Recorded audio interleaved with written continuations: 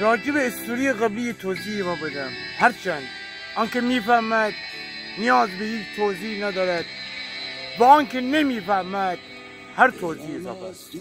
بی دوستان، من تا قطع مصرف مواد مخدر بکنم حدود 20 سال طول بکشه.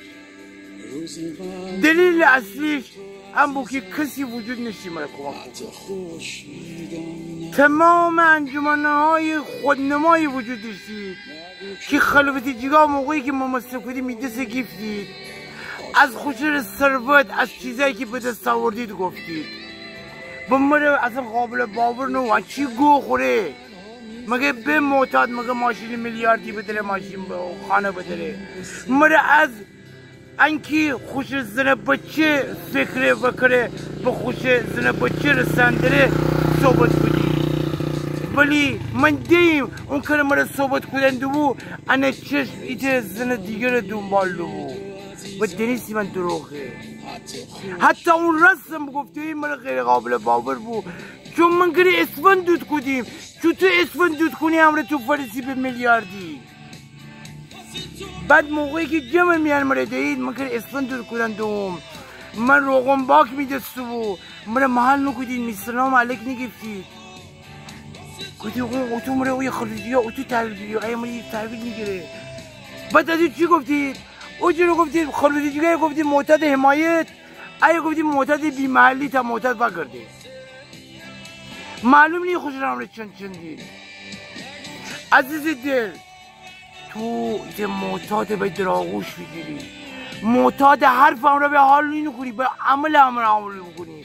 وقتی یه معتاد امره بدون انکی انا نصیحت بکنی، من معتاد میحال و هم خونی نفر من نصیحت بکنه، نفرت پیدا کنم انکی من نصیحت بکنه.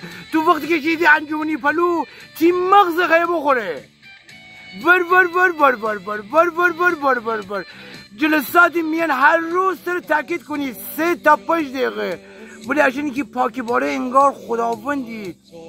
عزیزی دل، تو تی عمل امر ثابت کنی که چندی، نه کارهای خوبه اما از همین ذات خرابه. من معتاد اصلا به واسطه مصرف مواد مخدر میکله خرابه، ولی وقتی ایده معتاد مصرف کنده در آغوش گیرم اون مره اعتماد کنه، اون یه روزی از زوره میپلو.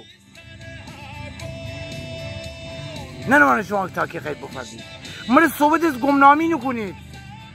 گمنامی یعنی که تو وقتی مره اعتماد کنی یه حرفی مره زنی ما جایی نگم، نه اینکه وقتی که اینا فر موافقن تصویر نشان بدم انا صحبت بکنه انکه گمنامی نره.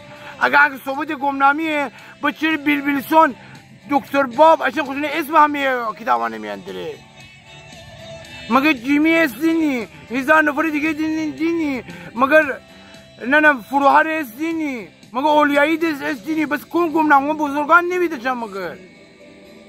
پس مزد خیم گوه زبون واخوردن. چی؟ گوه زبون واخوردن.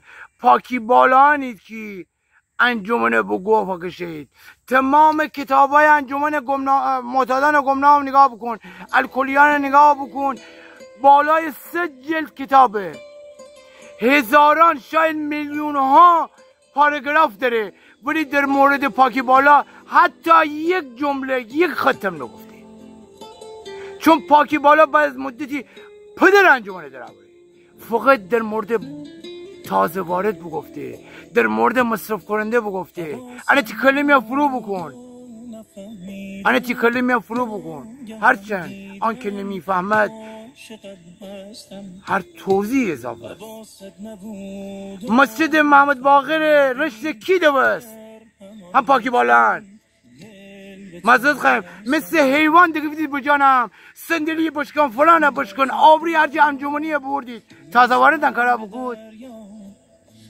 مسجد محمد باقر ایت از بزرگترین جلسات روی برگزار، 2 تا جلسه هاشون دوستید، پاکی بالان دوستید، پاکی بالان مثل حیوان دیگه بدید بجانم، صندلی بشکنید نشکنید، مامور نمو توی پاکی بالان نمو، تو باعث بودید چند نفر بزید توی که دعوا بکنید وی صندلی بشکنید. ننم گمنام بابا ایتا بگم ناشناس بابا گمنام ناشناس چی سیغه ایسه اما فقط با ما همدیگه رو کمک بکنیم فقط یک روز پاک کنیم یک روز چی 10 سال 2 سال 3 سال 20 سال بونه داره کوزه آبشو بخور اون فقط برای انه که ایت تازه وارد بینه آقا شب پاک مان ده نه ده هیچی فقط برای امروز فقط برای امروز من مواد مخدر مصرف نمی کنم و روز خوبی خواهم بدون مصرف هر گونه ماده مخدر من که دانم کره سرداهان رو چکستند خدا بست من که ایت شش ندارم بدارم ادعای قدرت کنم ادعای توانایی کنم من تنم هر موقع پاکا بورسیم 10 تا پاکی بالا هم رو خودی دور گفتی خواهی ثابت بکنید مثلا امید لش که اسفند دود کدی من پاکا کدم من دنیزی اون گوه گوه خوره با چرا مثلا من سیبیش که من در آغوش نگفتی تا حالا چه نفره که مصرف کنده مواد مخدر با عشق بالا کدی چنده مصرف مواد مخدره مصرف کنده مواد مخدره انا حرفی بینیشی گوش بکدی وقتی که حرف زن داری دیدی دو نفر نگاه کنه دیگه ادب داره آوری که مثلا اگر چرت گفتن داری خجالت بکش و گوه اضافه نما